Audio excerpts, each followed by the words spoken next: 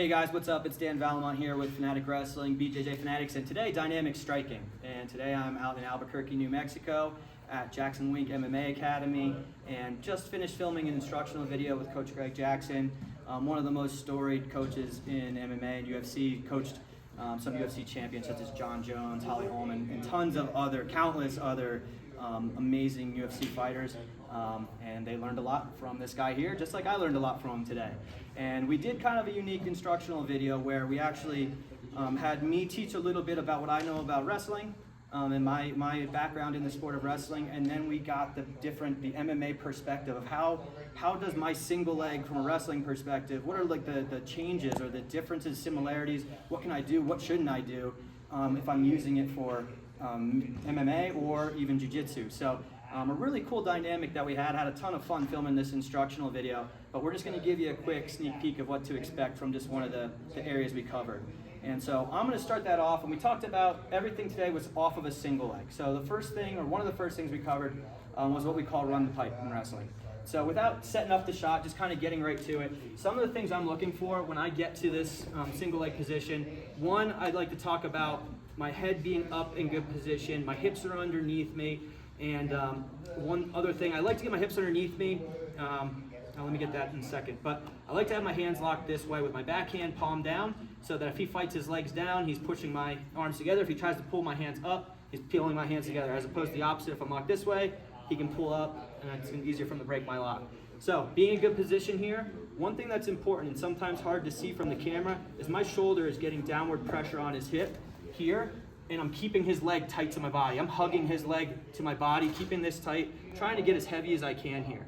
Now, when I'm going to finish, I'm gonna use my head and his chest. I'm gonna circle back, and I'm gonna pressure down with my shoulder here.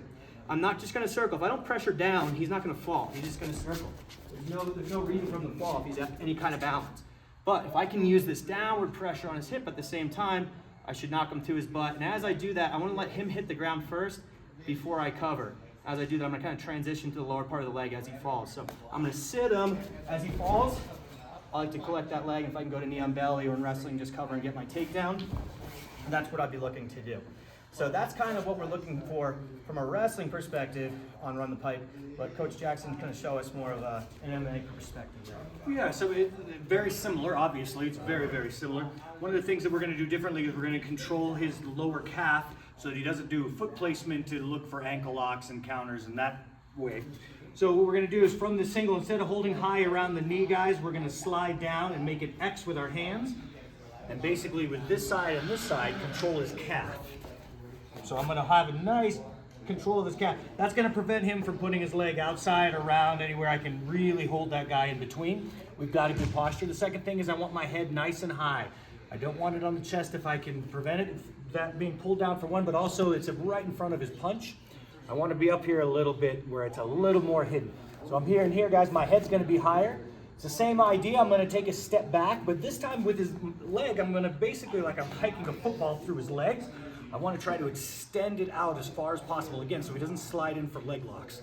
I want to try to extend his base as far as I can, and then take it out from underneath. So I'm double locking, guys. I'm going to step back. I'm going to hike his leg like a football and bring that guy all the way back through. So I'm pulling down, stepping back, bowing, right? It's heavy chest pressure, heavy ear pressure. And as I step back, I'm hiking it like a football, trying to extend his legs away from each other as far as I can. So double here, guys. Stepping back, and this football hikes, and I just put him right down. So it's very similar, but with just a few different changes for the MMA side, which has been super fun to learn the wrestling and see how it applies to MMA. Daniel?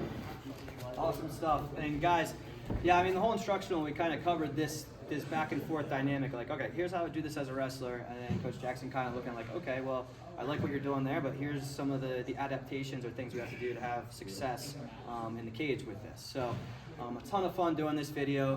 Guys, make sure, if it's not out yet, it'll be out soon. But in the meantime, you're watching this YouTube video for free. Make sure you subscribe to this channel, whether you're watching on Dynamic Striking, BJJ Fanatics, or Fanatic Wrestling.